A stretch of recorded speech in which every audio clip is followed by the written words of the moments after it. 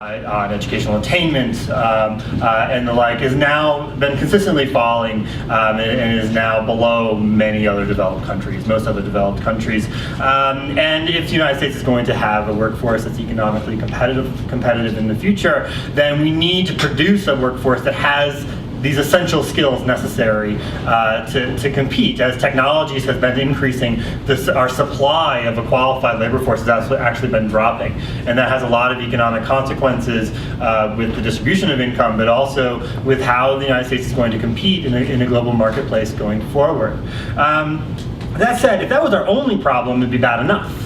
But on top of that, we have the problem that school quality is not equally distributed among students in the United States, or not students within Colorado or elsewhere, right? In fact, the students who are most in need of great schooling are often the students least likely to get it, right? They're students who, low income, heavily minority students who are stuck in areas residentially where their schools are not doing very well for them, and those are precisely the kids that need access to very high quality teachers in high quality schools. Now that said, not every urban school is horrible. There's a lot of excellent ones actually, and there's many wonderful teachers not only in the United States, urban schools, some of which aren't doing very well. But that said, on average, you're much less likely to get access to these really important resources, even if you're the student who needs it really the most. So Teachers Matter is a book about teacher quality, right? If we're going to improve public schools, we're going to do it primarily through its teachers. There's lots of other things that we can do, but really at the end of the day, if we're going to have the biggest influence, we're going to have it through through teachers, right? Teachers are the people who are standing in front of kids every day, right? They're the ones who control the lesson plans, who convey this information to students. So clearly, this delivery device, right, if we can think of it that way, is very, very important to the public school system. Now that said, Teachers Matter is not a book about what it is that makes a great teacher or what you're looking for when you're looking for a great teacher. Those are enormously important questions that smart people are thinking about all the time. It just happens to not be what I'm looking at here, in part because I'm not really qualified for that. I teach in education college, but I'm an economist by training, right? So someone out there, I think, hopefully knows how it is to make great teachers, but that's not really where my expertise is. Where I'm really talking about is the structure of the system. So what I'm asking in the book is, how should we structure the employment relationship between public school teachers and their school districts in order to maximize teacher quality and minimize its variation? Is the current system well suited for these tasks? And if not, what would a more effective system look like? Right? Those are the basic kind of structural questions that I'm asking in this book. Now, and these are questions that we can ask today because of an empirical revolution in how we study education policy. So over the last 2 decades, we've developed a massive amount of evidence evaluating teacher quality and the factors related to teacher quality, and this information really has been game-changing. So in Teachers Matter, what I'm trying to do is bring together this research and using it to provide lessons about the wisdom of the current system and how we might change that current system in order to ensure that all students are taught by a high-quality teacher. What I conclude is that the current system for employing public school teachers, how they're recruited, how they're retained, how they're compensated, is exactly backwards. So it's best to start with a very brief and limited consideration of the structure of the current system. So in short, the current system uses a series of screens in order to weed out people before they become teaching, before they've become teaching at all, or even before they get tenure and can stick around for a long time, and then essentially assumes that they're equally effective in the classroom after that, conditional on their years of experience and their attainment of advanced degrees. So in short, how's the system work? Well, in order to enter the classroom, a prospective teacher is required to earn a degree from education college and be certified. Once they enter the classroom, a novice teacher is placed on a probationary period, usually lasting about 3 years. And during this time, the teacher can be fired. And in fact, attrition is very, very high in these first couple of years. After that, after about the 3rd year, and I know this is changing in Colorado, the teacher tends to earn tenure, which ensures that they can't be fired without a due process proceeding. Now, what's wrong with that? We like due process. We're Americans. Due process is great. Due process is great.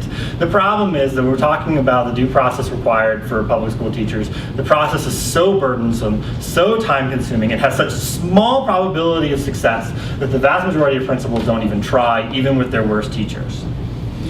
During their time in the classroom, the teacher is hardly going to be evaluated at all. Teacher evaluations are based primarily on classroom observations by the principal that take place usually only once or twice a year and during a time that the teacher knows it's coming. It's typically not even for a full class period. So for example, the Miami-Dade school system, it was the case, I believe it still is, the official classroom evaluation need not last longer than 20 minutes. So the principal is evaluating your performance during the year in a 20-minute observation during a time in which you knew the principal was coming. Right? In California, in Los Angeles, for instance, if a teacher has gotten good ratings, I believe it's for 2 years in a row, they need not be evaluated for another 3 years. So the evaluation process is not providing, one, is not providing feedback to those teachers, but it's not providing a meaningful evaluation of what that teacher is doing in the classroom, which is why it shouldn't be so very surprising that it's typical for 98% of teachers or more to be rated satisfactory or above according to their official evaluations. Nor is the teacher's compensation going to be based on any consideration of their performance in the classroom. In the vast majority of school systems, public school teachers are paid exclusively based on two factors: the number of advanced degrees that they have and the number of years that they've been in the classroom.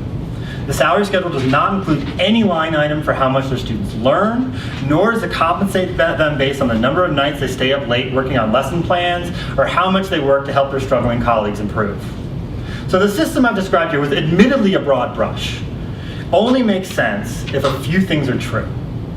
First, it must be the case that teachers with advanced degrees and more experience are more effective than our other teachers. If that's not true, then it wouldn't make sense for us to prioritize only those characteristics.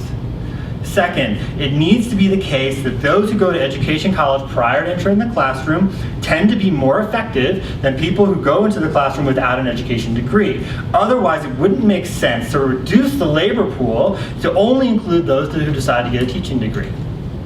And finally, it has to be the case that once they've been screened and they enter the classroom, all teachers are just about equally effective. Otherwise, a system that fails to differentiate between the best and the worst teachers is missing an enormous opportunity. So at a distance, those conditions actually don't seem so ridiculous. So among education reformer types, I think they throw their hands in the air, and that's just crazy. It's not actually that crazy, those three conditions. Public schools are not the only employers who compensate employees based on credentials and experience. In fact, so my wife is an actuary who, if you don't know what an actuary is, they price insurance. She works for a life insurance company, which is one of the most heavily policed professions that's out there in order to become an actuary. And it's, for lack of a better term, what we would think of as a high-end technical profession, right? Something that's very heavily policed and very well thought of within the world, within that business world. Now, in order to become an actuary, she had to get her FSA. She had to pass a series of tests. I think it's 8 tests. And my students think it's impressive that I completed a dissertation. I tell you, this is not impressive. What's impressive is my wife passing these 8 exams. That I'm an economist, and I would have to study as hard as she did for it as well. It's a very, very difficult thing to do, and most people, don't make it. Now, whenever she passed an exam, she got a pay bump. She moved a little bit on the ladder, working for a very high-profile life insurance company in New York. And so she was earning a credential, and her pay would go up with that credential. So even in a profession like an actuary, this is not unheard of to compensate people more as they earn additional credentials. Similarly, it makes sense that teachers with master's degree and more experience are going to tend to be the more effective teachers, so why not pay them more? Nor are teachers the only professionals who are required to earn basic training before they enter their field. And finally, since they all receive very similar training and they have to make it through that tenure process, there appears to be little room for teacher quality to vary. So what's changed? What's changed is that an influx of quantitative research has now tested each of these relationships.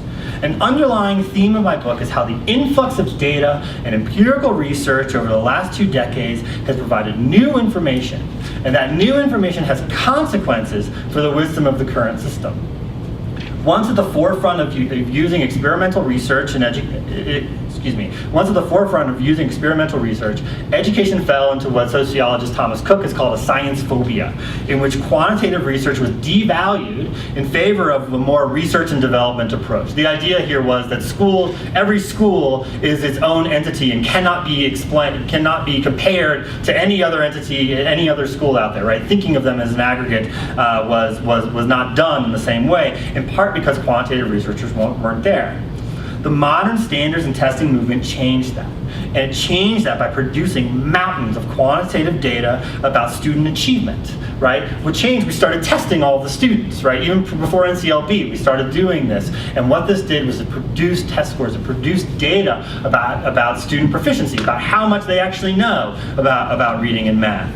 This data enticed quantitative researchers, particularly economists, to enter the field and begin studying how policies and factors within public schools are related to what we care about most, student achievement. So this research challenges the assumptions of the current system. I'd argue that modern empirical research provides 3 essential lessons. It provides a lot more than that, but 3 essential lessons about teacher quality that blow away the foundations of the current system.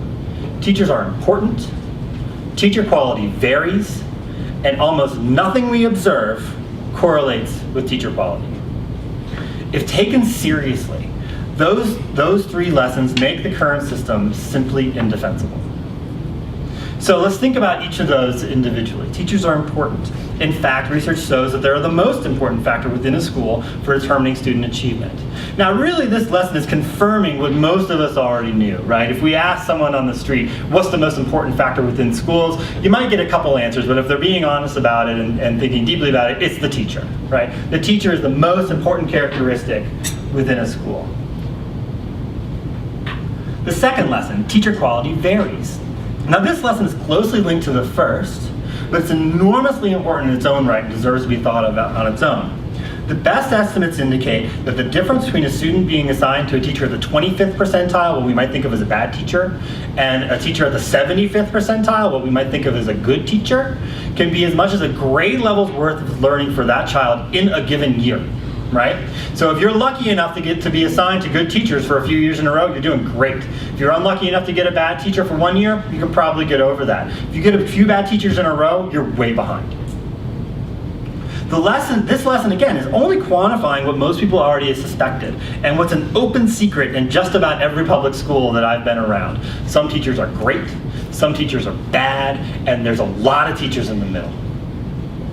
Those who understand the importance of education in their lives won't be surprised to learn that recent research shows that the quality of a child's teacher is even related to later life outcomes. So there was a blockbuster study by economists at Harvard and Columbia. I just ran into the author the other day. I call him Mr. State of the Union because President Obama actually mentioned it in the State. I feel like the bar was lifted for the rest of us. But this study found that the effect of individual teachers are related to outcomes such as lifetime wages, the probability the child goes to college, and even the incidence of teen pregnancy and whether that child's going to end up going to prison later in life. Now, the influence of any individual teacher wasn't enormous, right? So the influence of an individual teacher had some positive or negative effect on all of these outcomes. So it wasn't if you're with Mrs. Smith, you're clearly going to make $200,000 a year more than you would have working for, if you were with Miss Thompson, right? But the effect was there and was substantial enough, in particular when you think about how many students in a year and over a 30-year career a teacher is in front of, right? And how many teachers a student has access to during their lives. But just like for academic achievement, individual teachers varied substantially in their ability to influence these later life outcomes for students. Now, the third lesson from modern research is that almost nothing we observe correlates with teacher quality. Now, this lesson might not be as intuitive at first, but it's one of the most robust findings in quantitative research and education policy. Obtainment of a master's degree is simply not related to how effective a teacher is in the classroom. As for years of experience, the research is a little more nuanced, but not a whole lot better for those who would defend the current system. Essentially what we find is that a teacher is at their very worst the first year they're in the classroom. They get a little better the year after that. They get a little better the year after that. After about year 3 or 5, they tend to plateau. Now, this is not saying that no teacher has ever learned anything in a master's program that made them better, and that no teacher has ever gotten better after 5th year in the classroom, right? That's not the case. But on average, we don't see that, which is a problem because our policy is exactly tied to those two things. Even more detailed measures that we don't use about a teacher's training and makeup tell us next to nothing about how effective they're going to be in the classroom. SAT scores is correlated with it, but not as much as you would think. College attended, what courses they take in college. I've done research in Florida where I know every class you took in college and can put you in a classroom. Some of these things are related, but not enough to really worry about it. In fact, about 97% of the variation in teacher quality that we observe in data cannot be explained by easily observed characteristics prioritized by the current system, right? So these characteristics, at best, so master's degrees and experience, at best, are explaining 3% of the difference between Mrs. Smith and Mr. Johnson down the hall. When we think about it, though, maybe that finding isn't so counterintuitive after all. What makes a great teacher might be innate attributes like patience, kindness, that kind of innate ability to convey complex information to students. Those might be things that are innate to a teacher, and they might not be things that are shared by everyone who gets a master's degree. So the consistent finding from modern research, I argue, blow away the foundations of the current system. Why should we treat teachers as if they're equally effective if we know that they vary dramatically? Why reward credentials and experience if those factors are unrelated to effectiveness? And why force teachers to pass through screens if those screens don't help us to distinguish between which teachers are going to be effective and which teachers are not? Modern research, in fact, points us towards a very different system for employing public school teachers than the one we have today. In fact, we should be turning the current system completely on its head. Rather than screening teachers beforehand and then essentially assuming that they're doing a good job, we should increase access to the teaching profession, and then focus our efforts on identifying which teachers are effective and which teachers are ineffective, and then acting upon that information by differentiating between the best and the worst teachers. And in the book, I recommend several changes to the current system along these lines. So the first, who should teach? We should open the floodgates to the teaching profession.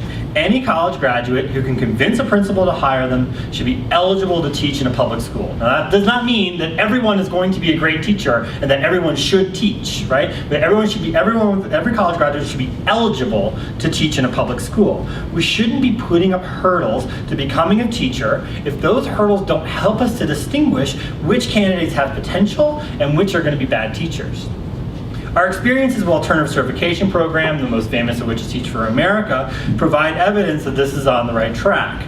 On average, what we're seeing is that alternatively certified teachers are a little bit more effective than their more experienced, conventionally trained counterparts. Now, it's not an enormous difference, in most cases, what we see in the research.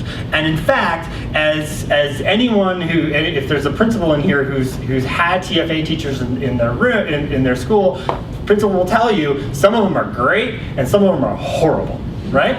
It's certainly true. The quality of TFA and other alternative certified teachers vary considerably. But that's also true of the current system. That's what we sometimes forget, that among conventionally trained teachers, we see a vast difference in the quality, in teacher quality. So you see variation in the quality of teachers no matter how they enter the profession. So the lesson here isn't that we should be removing teachers with 20 years of experience who earn an education degree and replacing them with these young guns of TFA. That's not the lesson. The lesson is it doesn't really much matter how you enter into the classroom. So instead of focusing on making the profession difficult to get into, more difficult than it should be, we should be allowing people into the profession and then focusing on our efforts on identifying who's really great at it. How should we evaluate teachers? Now this is the real fundamental thing. I know it's something that Colorado is currently grappling with and has been for a while. So the empirical finding that there's a wide variation in teacher quality would make the current evaluation system that identifies 98% or more of teachers as effective as laughable if it weren't so tragic. An evaluation system that fails to distinguish between great, mediocre, and downright bad teachers is worse than useless. We need to instead develop an evaluation system that focuses on what we care about most, the teacher's independent contribution to students' learning during the school year. An informative evaluation system would use both qualitative measures, such as principal assessments, and quantitative tools, in particular value-added measures of teacher quality, which I'm sure is a buzzword that everyone in this room probably has heard, right? Value-added measures of teacher quality to identify the most and least effective teachers. Developing a useful evaluation system is perhaps the most important and necessary reform on our table, because most other teacher quality reforms that we can think of are premised on the idea that we can distinguish between the great and the not so great teachers. No evaluation system is perfect, but we can certainly improve on the current rubber stamp. Now, both the subjective and objective components of newly developed evaluation systems are controversial. Though it's unreasonable for teachers to expect to continue to be immune from meaningful evaluation of their performance. That said, their anxieties about being assessed are not completely unwarranted. Both qualitative and quantitative measures of teacher performance contain flaws. And that's precisely why both types of assessments should be used. The strength of each type of assessment helps mitigate the weaknesses of the other. Teachers are wary of using standardized test scores to assess their performance for a couple of reasons. One, because math and reading exams are blunt instruments, right? They don't tell us everything we want to know about a child, and they certainly don't tell us everything we want to know about a teacher. Further, the statistical tools used to assess the teacher's independent contribution to student learning are by definition influenced by random error. If they weren't, they wouldn't be statistical tools. They would just be math, right? But they're statistical tools. They are by definition influenced by random error. What that means is that some bad teachers are incorrectly going to be identified as effective, and some average teachers, and a couple good teachers are going to get low ratings, even if they're doing everything right in the classroom, right? This is a mathematical certainty. This will happen. Whether or not we should utilize standardized test scores to inform teacher evaluations depends a little bit on your perspective here. In fact, it's one of the clearest examples of one of the most fundamental problems in education policy and thinking about reforming schools that we face all the time. The interests of kids do not perfectly align with the interests of teachers. Teachers are worried that by randomness alone, they might receive ratings that are worse than they deserve. Now, this is a worry. I would have this worry about it as well. They're primarily concerned with what we might call false negatives. So whereby an average and maybe a few good teachers are incorrectly identified as being ineffective in the classroom, right? From the teacher's perspective, this is really bad, right? If I'm an average teacher, I'm worried that by randomness alone, I'm going to get an ineffective rating, right? From the teacher's perspective, then, only very, very precise measures of their quality will do. Of course, students are also harmed by these false negatives, right? Students are not helped when good teachers and even average teachers are pushed out of the classroom by accident, right? That's not good for kids either. The difference happens because they're also affected by another type of error, what we might call false positives, whereby bad teachers are inaccurately identified as performing well in the classroom. Of course, the current system that rates 98% of teachers or more as effective is riddled with false positives, right? There are a lot of teachers who are not very good, but are getting satisfactory or higher ratings right now.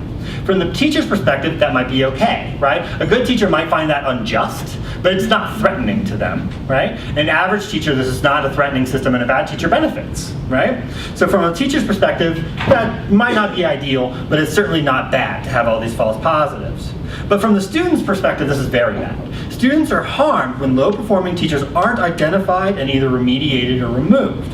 From the student's perspective, we should be using value-added measures of teacher quality to identify and then remove bad teachers, if doing so is on average going to improve overall teacher quality in the system. And research suggests that it will do so. So despite their imperfections, research shows that such value-added assessments of teacher quality using standardized test scores provide a far better measure of the teacher's future performance than do the measures currently used by the current system. Nonetheless, analysis of student test scores are clearly imperfect tools for measuring a teacher's contribution. they need to be supplemented. They need to be supplemented with real observations of the teacher's performance by their principals. And here I'm not talking about the 20-minute observation that goes on in Miami. A real subjective evaluation of the principals. Such observations will allow principals to identify cases when teachers posted low scores for either random reasons or because of some other mitigating factor, right? She had a really bad year because something happened in their life, right? That's something the principal can see, but the test score can't, right? That someone looking at a test score in a district office can't see. Principals will also be able to identify a teacher's other contributions to the school that might not show up in simplistic standardized test scores. Perhaps they mentor younger teachers, or maybe they serve as a great role model for students for some reason. But we can't rely on principal assessments of a teacher's performance alone either. Before collective bargaining gave teachers their political influence, administrators commonly did abuse their power by dismissing teachers for a variety of reasons, including race, sexual orientation, political beliefs, and even getting pregnant. Of course, the law now protects teachers from a lot of those things, right? So when people say we need tenure because we don't want people getting fired for their political beliefs, well, that's protected in federal and state law now, right? But that said, teachers are worried that administrators are going to abuse their power again by removing them for personal reasons, or if they speak out when they feel there's a problem in the school. Now, value-added assessment of test scores, on the other hand, provide a good supplement to principal observations because they provide an objective measure of the teacher's performance. So when analyzing the teacher's contribution to test scores, the computer doesn't care whether the teacher is a whistleblower within the school or has a personal conflict with some administrator. The analysis of test scores only takes into consideration what it sees as whether the students in the teacher's classroom are making gains better or on average from what they should be making. A teacher whose students are making academic progress, as shown by their standardized test scores, needn't worry about receiving a bad rating because they're a whistleblower in the school. And it's because of this ability of test score analysis to protect them from inappropriate actions of administrators that I'll go out on a limb and make a prediction here that I honestly believe that it's going to be teachers eventually who like using these quantitative measures as part of their evaluations. The reason for that is that a principal hoping to improperly terminate a truly effective teacher for personal reasons can't do so unless their students also happen to be, by some random stroke of luck, producing lower test scores than they actually are making reading improvements, right? The error-involved test score analysis makes such a situation possible, but much less likely. So research shows that in most cases, in fact, the information provided by principal observations and analysis of test scores are going to coincide with each other. Right? So when both principal and test scores, so there's research in Chicago and some other places showing that if principals honestly tell you who the effective teachers are in their school, it correlates really, really well, pretty darn well, with their value-added assessments. Principals are very good identifying teachers at the tails, the very great teachers and the very bad teachers, and they have a little bit more trouble ranking teachers in the middle, right? From a policy perspective, that's plenty, that's fine. We just need to know the great teachers and the not so great teachers and who's in the middle, not exactly where they rank. So research shows that their principal observations and test scores are going to coincide in most cases. But when the principal and the test scores show the teacher is excelling, when both of them tell us the teacher is excelling, we can have pretty high confidence the teacher's doing a pretty good job. When both the principal assessment and the test scores are showing us the teacher's not doing very well, we can have a little more confidence the teacher is not doing very well. And when those two types of assessments are telling us different things, that's when we can look further into the situation. Once we have an evaluation system capable of distinguishing between the best and the worst teachers, the next step is obvious. We need to act upon that information. We need to remove ineffective teachers. Teachers who are not making a difference in the lives of their students should be removed from the classroom. Job protections in the form of tenure, if they're going to be offered at all, should only be offered to our very best teachers, and after they've demonstrated themselves to be our very best teachers for a sustained period of time. No student should have to suffer with a bad teacher simply because they've been around so long that they can't be fired because they've been around in the classroom for more than 3 years.